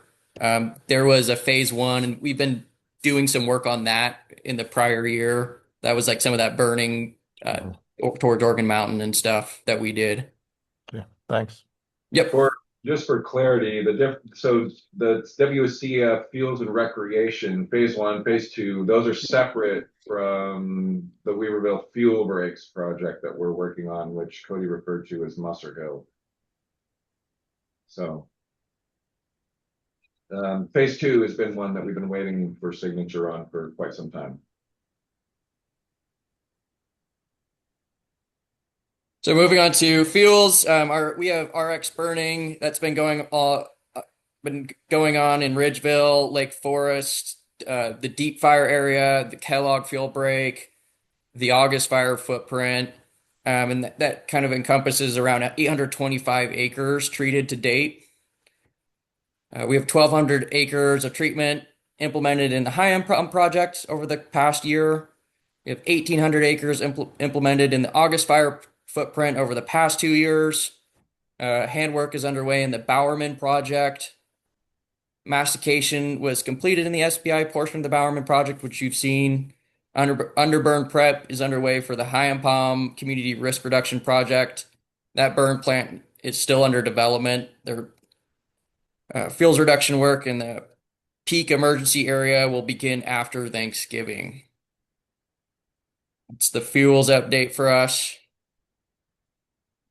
And the timber side of it, we had to pull the lemonade timber sale advertisement just due to some challenges with some of the units. There was some inaccessibility and just technical challenges. So we pulled that advertisement and we'll be offering that later this fiscal year. Harvest and Hayward Springs and Jackass Springs Campground is underway and nearing completion. We still haven't, we won't probably get to the other portion of Hayward until next year. It's just been too wet. Once harvest is complete in Hayward Spring, we'll, again, like I mentioned earlier, we'll have a field trip out with another opportunity for a field trip out there and to review the cutting once that's fully complete. The two timber sales, Rainier and Long Canyon, were offered and sold. These timber sales were part of the treatments identified in North Trinity County Community Risk Reduction Project. The area was identified as a need of emergency action. The contracts have short contract term dates, and that work is already underway. As part of that timber sale, we're looking at rocking some of that Lake Forest Road and more of that Long Canyon area, utilizing the Good Neighbor agreement with the county. That's very appreciated for the county helping out with that on such short notice. The Bowerman timber sale. So we had that SPI part of Bowerman implemented. The Bowerman timber sale is expected to be offered next quarter. The Trinity Divide field break is still in the planning stage with SPI, and same thing with the Wildwood project with Trinity River Lumber. That covers the updates for timber. Special uses, we are working with the houseboat owners to keep that program up to date and permits will up to date and permits current as well, with working with our outfitter and guide groups. We still continue to get special use requests from PG&E and Caltrans. There's quite a few that are adding up right now. For recreation, the boat ramp, we'll have to revisit that one at our next meeting when Tara's here. But the one update for recreation is that we have been getting out there with our rec crews and tackling our hazard trees and all of our campgrounds. It's been quite a grind for them, but they're doing a great job getting rid of those risks in our campgrounds. As far as 5-year program of work, I know we chatted about that with you all at our last meeting. Tara is still working on getting you that program of work, and she gave that date of December 15th. So she's looking to honor that and get you that draft 5-year program of work. That's why she's not at the meeting today. She's working on it with the forest supervisor and Kelly McElroy on drafting that up, or just finalizing it. It's already pretty well drafted. So she's thinking December 15th to bring that back to you all. And she's always encouraging everybody that if you have any comments or feedback or just in general about where we're at, where we're going, that she always encourages people to reach out, talk to her, and we just don't feel like there needs to be a formal process for all that. For roads, the Dark Canyon Culvert has been winterized for the season. The pipe has been exposed and will be ready for work for the next field season. We have a new agreement with RCD to facilitate road maintenance needs across the forest. Another big update that Tara wanted to provide was that we have a road reconstruction tied to the monument suppression repair on the 47 road, which is the Crowd Bottom Road. So it's pretty beat up and a lot of disrepair. So that work to resurface that will begin this summer. That's a pretty big win for us. Staffing updates. Ben Sundahl, our previous deputy district ranger, has accepted a position as the district ranger on the Shasta Lake Ranger District, vice Sarah Akridge. that's going to be a huge hit for us on the west side, but we are actively looking to fill that position here as soon as possible. Other big updates is Mike Anderson has been selected as the new district FMO, an equivalent of Tim Ritchie on the Hayfork and Yolabola districts. Randy Jennings has retired, and Mike was the former battalion chief for the district. So excellent candidate. He's doing great. And that wraps up the updates from the forest. Bob, you have your hand up? Yeah, thanks. Cody, on the program of work, I was under the impression that we were gonna be invited to participate at the draft stage of it, and now you're talking about the final's gonna be out soon. So whatever happened to that? Um, I think they're looking at trying to finalize it, but I still think that includes like pending conversations with you. I don't think they're going to try to finalize it at this meeting today. Sorry, if I said that, that's not correct. They're just going, they're still reviewing, and there was additional comments based on what we had drafted. So they're reviewing those comments. There will still be a time to go through it. And all of this is never like a final, we're committing to this plan always. There's always going to be adaptation and changes, so don't comments are always welcome at any point during for the foreseeable future, for sure. If you could possibly pass on to Tara that some of us showed interest in participating in the process.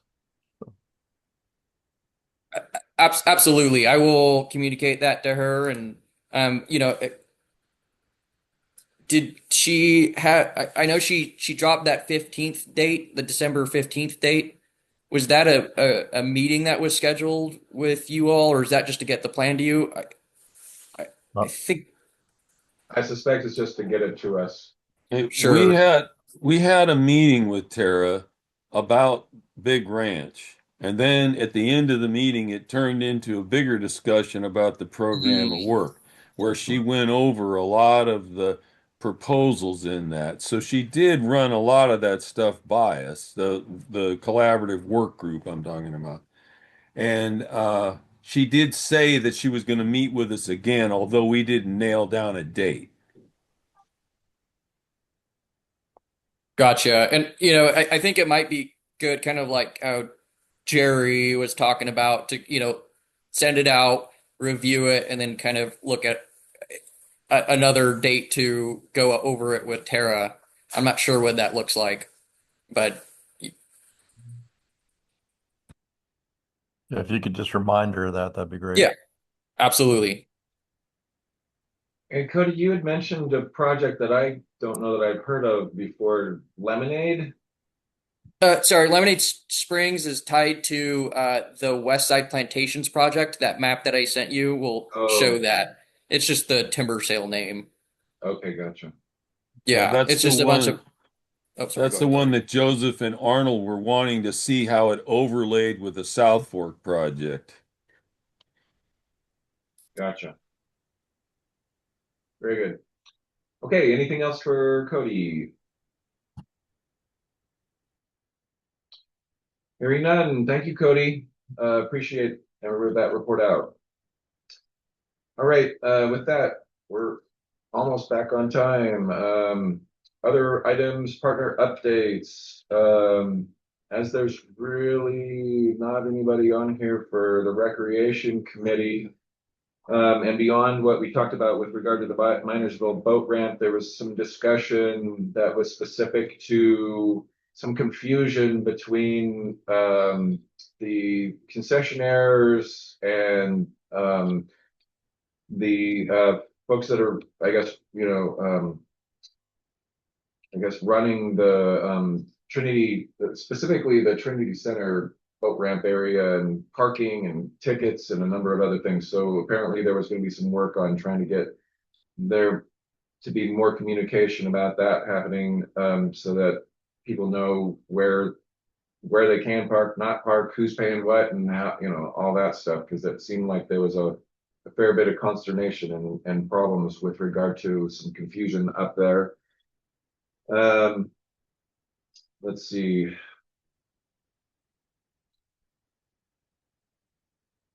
I'm trying to remember off the top of my head, and I'm drawing a blank. So I guess I'll end my report out there unless there was anything else that Cody might have on recreation that might have been relayed from Tara.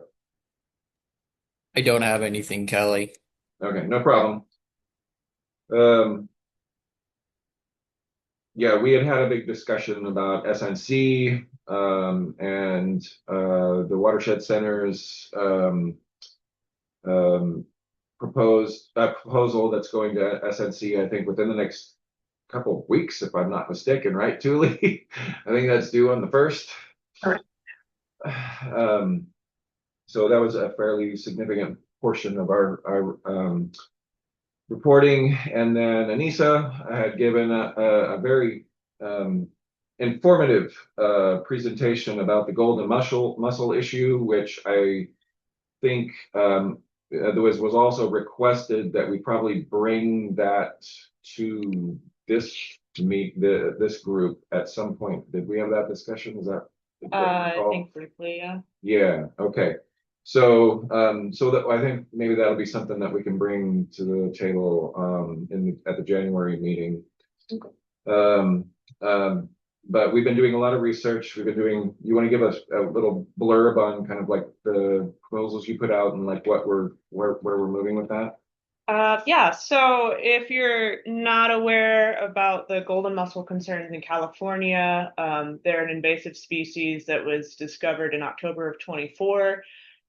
They came in through the San Joaquin Delta on a shipping container boat from China. This is the first occurrence in North America, and they are concerningly spreading a little bit through Southern California. And so CDFW has a lot of resources out there right now and funding opportunities to try to mitigate the impacts of these potentially invasive invaders. And I have put in a couple asks so far through Fish and Wildlife, CDFW, and Bureau of Reclamation to try to provide Trinity County with resources around the lakes in order to do decontaminations and increase the resolution of our water quality monitoring to try to prevent the introduction of them through decontaminations and also just getting a better resolution of when we do actually have positive detections. So hopefully by January, I'll have some better ideas of where those funding opportunities are at, and through some other discussions around the county, maybe some other partners that are willing to work with it. Yes, Bob. I think Larry was first, maybe. I know they kind of switched around on my screen. Yeah, Larry. Yeah, I just wanted I mean, I've been hearing about this now for about a year, and they sound way worse than the other mussel invasions that we've had in the past. I just want to know if some of the things I'm hearing about them is true. I mean, that they actually start decomposing concrete if they're allowed to get on concrete, and that they can deteriorate metal as well. Is that true? Larry, I have not heard those pieces of information. But what I will say is the greater concern is that as an invasive species, they're highly adaptable. And we don't actually know yet with good clarity how they're going to interact with our North American continent ecosystems. So that's where there's a lot of research that's being synthesized and compiled and just trying to understand how it's going to affect our watersheds is information that's still emerging and constantly evolving. And potentially our infrastructure. And potential infrastructure having so many hydroelectric dams downstream of us. Yep. Bob. Pretty simple question. You talked about introduced by an ocean-going vessel, and now they're thriving in freshwater habitats. Are they both? Yep. Well, that's adaptive. Right? Makes it more of a pickle on how to handle it. Thanks. Yeah. So that'll be, as we're getting a little more information, Anissa has, as she mentioned, put in several proposals to Fish and Wildlife Service and to California Department of Fish and Fish and Wildlife, and BOR. Is that right? Is that, yeah. For trying to get ahead of this, and especially as it relates to Trinity Lake and some of our other lakes. So you'll likely be hearing a little bit more about this from us as we get more information and as this potential program starts to sort of develop as we're going along.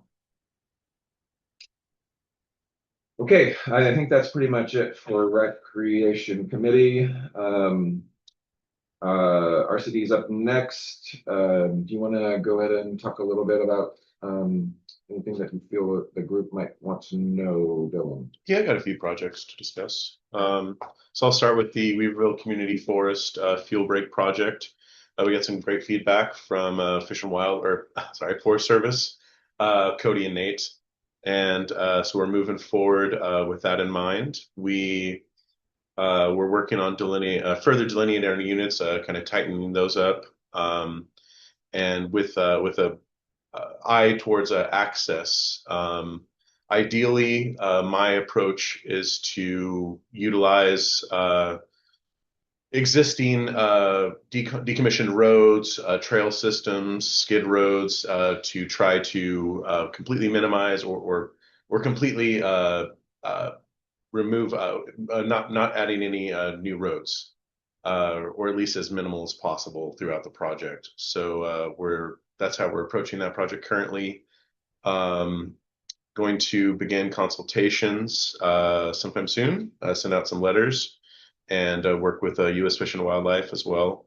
And NISA actually recently turned me on to a gully stuffing technique, which I think will be helpful. It minimizes amount for pile burning, and you can put it in swales. It's basically just taking your brush and putting it into swales and into ephemeral streams, of course, that are just driven by storm fed.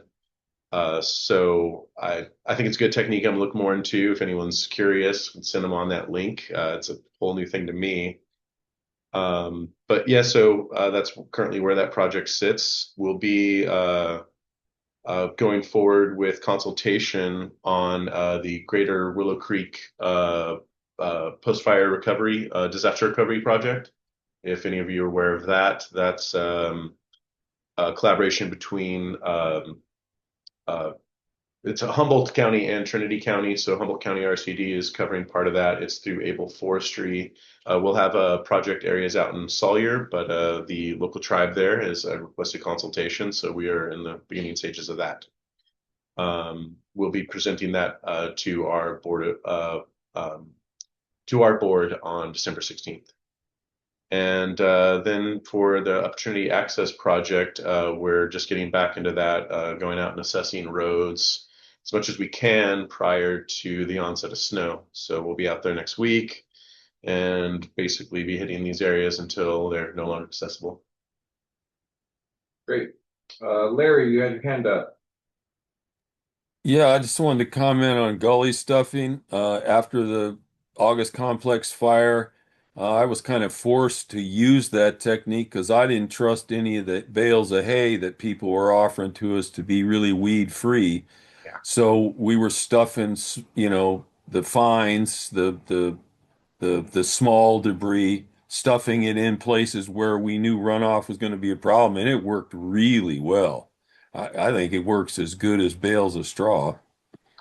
Excellent. Yeah, I was hoping to avoid anything like that, and that's a new technique to me, at least. In my experience, they don't want you putting anything into into streams. So, yeah, hoping to utilize that in more of the upper watershed areas. I think it'll be really helpful.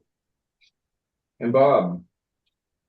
So regarding gully stuffing as well, I've never heard of it. You said you had a link. Could you send that to me No sometime? problem. Yeah. Thanks. Send it on to you, Bob. Yeah, of course. It's most often used on higher order streams. So you're just trying to collect some of that sediment before it starts moving further down into the watershed. And it's just it's like a lower tech version of a beaver dam analog, but having some finer debris in the actual gully and then weighing it down with a little bit larger timber. And preventing need to have more pile burning in the area if you can just put that debris back into the gully. Great. Yeah, if you want to send that to me, I'll just get that out to the group. We'll do that right now. Wonderful. Okay. Also from the RCD side of things, on the forestry end, we have a couple of significant staffers that have left the employment of the RCD as of recently. Shay Callahan has moved on and accepted a position with the Watershed Center. So we're flying our program director, Forest Health program director position, as well as our program manager position for forestry. So those are currently open positions that we're trying to fill. But in the meantime, I got a report out from our fuels program manager, Gracie Helinski. Community chipping is completed. We did 102 landowners served, around 900 piles chipped. For our CAL FIRE wildfire mitigation project, we have done 30 acres of mastication on the Shasta Springs State Lands Commission property that's up here on Musser Hill. And we've also done a couple of acres and 40 piles of burning in Lewiston area. On our CAL FIRE Forest Health funding, we have 10 acres of cut and piled, or I guess I assume they're cut and piled in Covington Mill by the RCD crew. Our contractor has begun fuels reduction in the Stony Point campground, planning to begin outreach for the Ridgeville Community Protective Private Parcels in January of 26. As an update to the McConnell Foundation, it sounds like we have all of our rights of entry worked out with SPI, as well as all the private landowners. They're working out their final details with the actual implementing contractor, which is we're overseeing that project, but the actual implementation is being contracted between the McConnell Foundation and a separate contractor. So I understand that that's in its final stages, and we should be hopefully finalizing our insurance requirements and acquiring that so that we can get surveys started on private lands, hopefully within the next week or so. And then, for just a brief shout out and comment for our Weirville Community Forest stewardship agreement with the Forest Service RAC funded project. We've been working with the Watershed Research and Training Center's fire program, putting together a community forest community walk to show off the fire effects that we've been doing they've been doing a lot of prescribed fire on private lands up on both the Forest Service and on the private lands just up here on Jackass Ridge. And so they're doing just a kind of an informational walk hike that's happening tomorrow at noon. That starts at the Manzanita trailhead below the switchbacks, and then up onto Jackass Ridge. And unless Anissa has anything else that you'd like to report. We're also flying the ecological restoration project coordinator and a horticulture project specialist. We went through a little bit of a programmatic restructure with our botany and watershed programs, which are now morphing into ecological restoration and ecological monitoring, which will hopefully give us more capacity to have a focused impact on both of those programs and have a lot of cross collaboration because they're so deeply intertwined. Yeah, great. Thank you for that. But I think that's basically it from the RCD from this at this point, stage. Any questions or comments for the RCD? Okay, hearing none. Ryan from U.S. Fish and Wildlife Service, do you have any reports out for this group? Yeah, thanks. So not a ton of information. Unfortunately, Christine wasn't able to give me some talking points because she's got the institutional memory, having contributed and collaborated in this group way longer um, than I. So as far as we just got back a little bit over a week ago from the shutdown, so almost all of the staff were completely furloughed. So we finally have our sea legs back under us, so to speak, and recalibrated where we left off. As far as work goes with the Shasta Trinity specifically, some of the major projects we're working on and communicating well with them on are the Biforest Ridgeline fuel reduction programmatic. So that one's being worked on, reviewed right now by Christine herself. The South Fork project was touched on already. Our Arcata Fish and Wildlife Office is the lead on that one, but it covers both jurisdictional areas, so we're involved as well. And that field trip is happening today, as was mentioned already. Sorry, I have my list up in front of me. I know conversations are still going on about Big Ranch and just getting that to an agreeable spot between the two agencies. And by my understanding, anyways, communication is going well. And what else do I have for you? I don't. Looked through the collective notes from last meeting, and I saw Christine wasn't able to make that one, so I don't know how much would be new information. So I didn't want to unload on guys. But as far as listing updates, I don't have a ton of new information. We know that our headquarters group is meeting today, and we think by potentially next Friday we might be able to at least share information regarding Northwest Pond Turtle and what the decision point is going to be on that one. So more news to come, hopefully very soon. We know that it was determined that a recovery plan for the gray wolf would not further conservation of the species, so that action is not being pursued. And in addition to that one, the only other high level thing I have, and let me find it, I've got way too many windows open.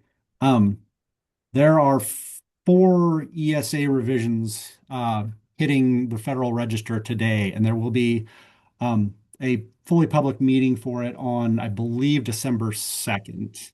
And I can get that the link, or at least the invite from that into the chat, just so folks can see what it is, and as well as a link to our ESA page from Fish and Wildlife that kind of goes over what the proposed rule changes are. Great. Yeah, if you want to put that in, we can forward that out to the group. Yeah, I'd like that as well. Yeah. Okay. Perfect. Thank you, Ryan. Anything for Ryan and U.S. Fish and Wildlife Service? Very good report. Thank you so much, Ryan, for being here with us. We appreciate that. Yeah, thank you. Just a minor go back. I did see in the chat, and Randy Paris from the Watershed Center had popped up at one point and was having some technical difficulties. I know that she seems to have dropped off. So it looks like we won't be getting anything from the Watershed Center. Did she have updates chat? What's that? Her speech bubble right there. What? Yeah, right there. What am I? What this? Click on her name. Who are you referring to? Just up a little, I believe. Yeah, just Okay. Yeah, it was just talking about yeah. Okay. It was just talking about her technical issues, so we don't really have a report out. And Ren, I guess, was having some other technical difficulties. He finally got on, but he said he didn't have any updates from the Trinity River Lumber Company. So that brings us to SNC. Julie, do you have any reports for this group? Thanks, Kelly. Pretty quick. Yeah, our concept proposals for our Rec and Tourism grant program are due December 1st. And then our quarterly governing board meeting will be December 11th. It'll be held in Sacramento. Folks are welcome to listen in remotely. Check our website for our board materials, but it's a pretty full agenda because our September board meeting had to get canceled because of the Garnet fire. So yeah, so a couple items include like a legislative perspectives panel, and that's just a discussion item. Our 2026 board meeting schedule, we anticipate our board to act on that. And so we currently have proposed that we'll be in Trinity County for our June board meeting next year, but we'll wait and see if the governing board approves our proposed schedule. And then other items are S&C's 2025-2026 action plan. And then also we anticipate some awards in our Wildfire Enforced Resilience grant program as well. So, and then a couple other informational updates. So it's the day before the Wildfire Task Force meeting in Sacramento. So we won't have a field tour like we typically do. We're just going to do our board meeting and then recommend folks go to the task force meeting if they're interested the following day. So feel free to listen in. I'll put the link to our website in the chat for folks if anybody's interested, and just keep an eye on our board meeting page in there for full agenda packet, and also a link to either attend in person or virtually. So happy to field any questions. Thanks all. Great, thank you, Tuli. Anything for Tuli? All right, hearing none.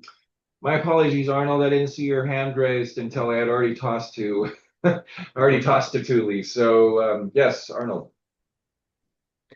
Well, I'm not in any position to give a comprehensive report from the Watershed Research and Training Center, but I would like to note I got to go on a field trip earlier this month, a couple weeks ago. I forget when it was, to a meadow restoration project in the Indian Valley watershed, Indian Creek watershed over in Indian Valley on Corral Gulch. And this was a pretty big project. The watersheds that are accomplished with the Yurok tribe for something on the order of $1 million. I don't know the exact number, but a big deal. And it was awesome. And so I thought the presentations of Bridger and Anissa were an indication of the gathering momentum of meta on the topic of meta restoration. But if you ever want to see the results, that's a really good one to look into. And I think the Yurok tribe has another one up in Indian Creek, next to Ridden Creek in Douglas City. So I think our people are in the right place at the right time, and judging from the presentation today, they're on top of it, and it's pretty exciting to me. So I recommend look a detour there sometime if you're in the neighborhood, and I'm sure Bridger, he lives and breathes it, so he'd probably be delighted to give you a little presentation before or go with you out there. Thank you. Great, thank you for that, Arnold. We appreciate that. And that is a huge project. I know that they were working on it for a significant portion of the fall, and possibly, I don't know, since the summer. They had quite a bit of effort going into that project. So I'm excited to see it at some point. Yes, Bob. So the collaborative work group has done with the pilot project so many field trips to Indian Valley, and Josh has been along on a couple and talked about what he wanted to do there. And I would love to see a presentation. What about doing a Zoom presentation with photos or something for our field trip December meeting that won't happen as a field trip? Or is it too hard with the holidays or? Well, we're just about ready to talk about that, but Right. but that's certainly a great possibility. I mean, the 19th is our scheduled day. Um, so it's certainly something we could pursue and see if people are around to be able to do that. And if not then maybe the February field day. Okay, that sounds good. Um, that's great. Let's see. As far as our getting back to our agenda, I I don't really have anything from the facilitation team at this point. Having shifted back to Fridays, everything's kind of stabilizing and becoming, I guess, more normalized at this point. Um, so as far as that field tour planning, I hadn't heard anything from anybody at the forest, and I don't know if Cody can comment to this or not, whether or not there was any desire or need for an actual field tour, given that it's getting into the weathery season. Cody, do you have any comments to that effect? No, but I did have, I guess, since the Watershed Center is not here, I didn't want to announce it for him. I'll do it anyways. Their contract with the pilot project, the timber piece of the pilot project, they do. It looks like they're going to actually start some of their operations. They're going out today to look at some of their operations, and potentially there might be some work done under the pilot, like fuel break part of it, that there might be a chance to look at both at once. And so if you do a field visit, and you're probably going to likely get snow here. I think there was getting some snow not too long ago up there, just like little sprinkles, but here I think we're going to get cut out of there pretty soon.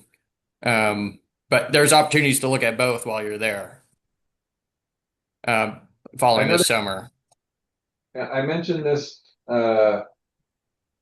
earlier this month. I had met with Mark Goldsmith in lieu of Tara for our standing RCD Westside meeting, and I had mentioned to him, and I'll mention to you, that at some point relatively recently, Tara was telling me that she felt like there was need for one more sort of like impromptu uh, field tour that she had in mind, but she didn't say which project it was for or when she wanted to do it. So I haven't heard anything back since then, and that may have been when I met with her, probably in, I'm going to say, October, maybe. Um, so you might want to just inquire about that need before we finalize anything, but I could certainly start poking around on Bob's recommendation, and inquiring with Josh about whether or not that, like in lieu of an actual infield tour, and if there's no need for one for this month, maybe that's something that we could have a presentation, that the Indian Valley would be something that we could organize for those that are interested in that. But let me know, Cody, okay? I guess that's Absolutely. I'll follow up with you. that'd be great, because I still haven't heard anything back from Tara about that. Okay. Unless there's any other comments or specific requests for field tour planning, I know that it looks like Alden popped off, and he had suggested a potential field tour down to the river, I think is what he said. I'll have to go back and review my notes. Sounds like we have a few different options for that date anyways, so I'll be following up, and we'll get back to folks when we have something a little more solid. Outside of that, our next general meeting, it will be in January on the 16th. It's a little bit earlier in the month. As far as agenda building topics, does anybody have anything that they would like to recommend that we cover for that meeting?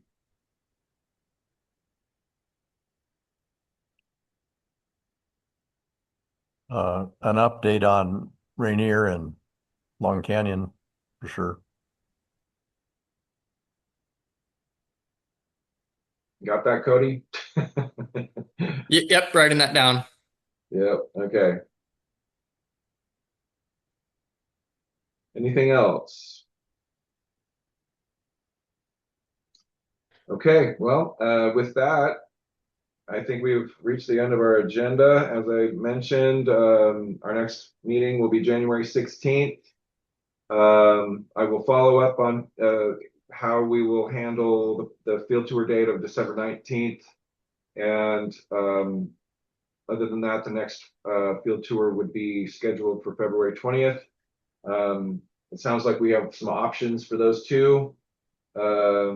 If if we're not actually intending on getting out into the field, we've got some options of things to have a look at for those two. So we'll be following up. And with that, I wish everybody a happy holidays, happy Thanksgiving next week. And we'll be in touch about December. Thanks everybody for being on. Thank you all. Thank you all for doing such good work and the good efforts. It really encouraging in somewhat dark times. Thank you. Appreciate that, Susan. Thank you so much. Bye all. Bye everybody. Really mean it. Thank you. Bye, everybody. Happy holidays. Happy holidays. You click on that red one next to Randy's name. Oh, what is that? Is that directly to me? Yeah. Okay. Well, see, it didn't show up in the. I don't like that. Thank you for pointing that out. I'll have to get that out to everybody with these other updates I'm going to be doing today, anyways. And links and everything. Yep. Thank you, Susan. Thanks, Susan. And What's the best way to save this? It should export when you save the meeting. Oh, that's right. I'll just drop it into that folder, right? Mhm. Okay. Very good. definitely like that link on the ESA revision.